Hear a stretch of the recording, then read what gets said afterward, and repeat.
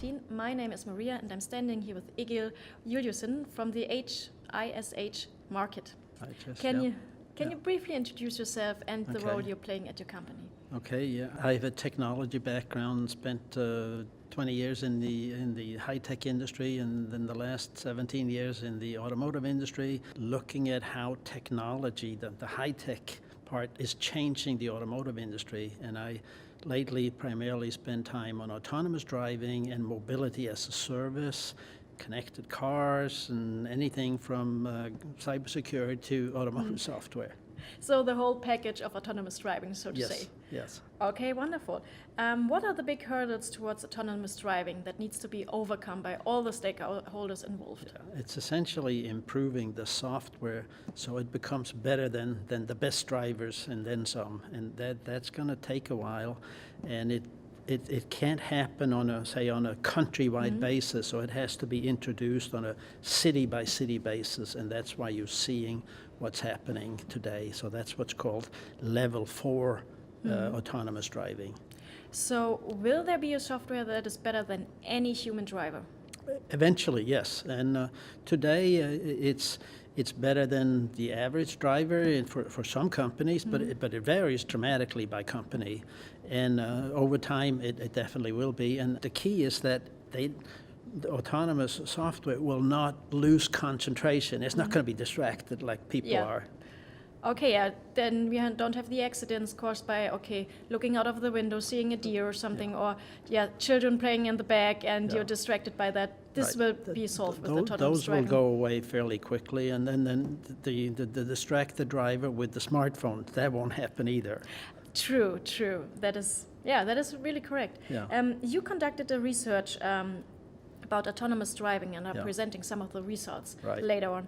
Can you share some insights with us now? Yes, we spent a lot of time, and so we looked at both the market aspect and how does it get introduced and how does it impact the auto industry. And pretty much we think that what's called driverless ride-hailing, that is the first use case of autonomous driving, and that can happen city by city. And Waymo is sort of ahead of the game, starting in Phoenix, December. They just set the time. Yeah, they set the time just last week. The other use case is what we call fixed route, and they tend to be with vans like, and several of the companies are from Europe, and Navaya in France, and a few other ones, and those are being tested in hundreds of places. And actually, the first deployment happened in Sweden, in Stockholm. Really? Cool. Last week, where they took 3 of those vans that are, they can drive fixed routes, and they're replacing one bus route in Sweden.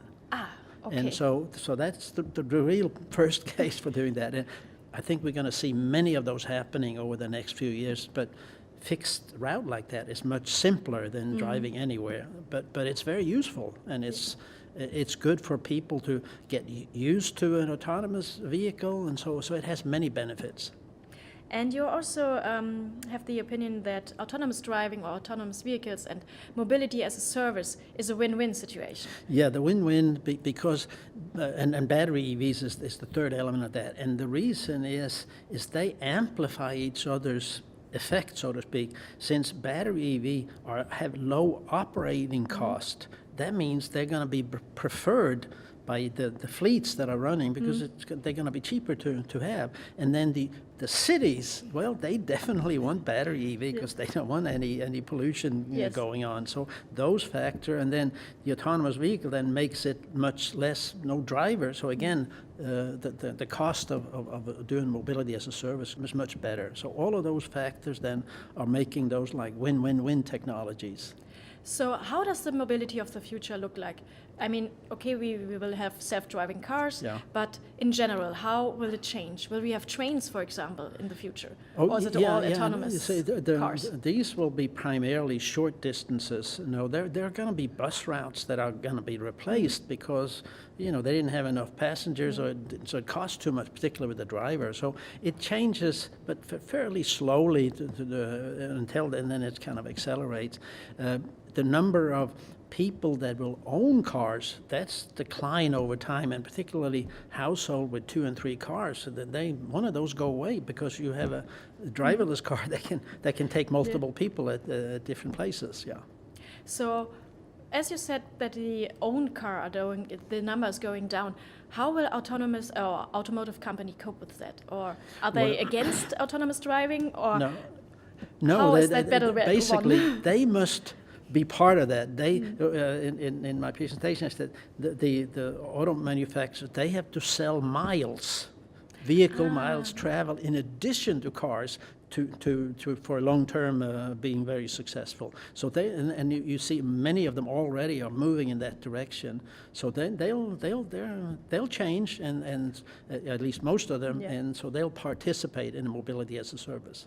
So it will become more like car to go, like we see it now, or drive now. It will go into this direction. We will still have cars, but on a different level. On a different level, and overall, they will be fewer, but it's a long time, and it just kind of peaks, and then it slowly goes down. And then what you got to remember is there's only about 1 billion people that has a driver's license. Yeah. But those other 2 or 3 billion that needs mobility via cars, they can then get that when they don't have to have a driver's license, and cars will take them with, just as a passenger.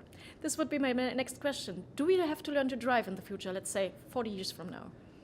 Probably not. Only if you want to. It's. No, I really don't think in a few decades down the road, fewer and fewer people will have a driver's license. They won't need it, so. Yeah. So even the car as a status symbol will go away, or will that stay? It may still be retained as a status symbol because, particularly if you have a fast and fancy car. But you're probably going to go to a track to drive that car. Okay.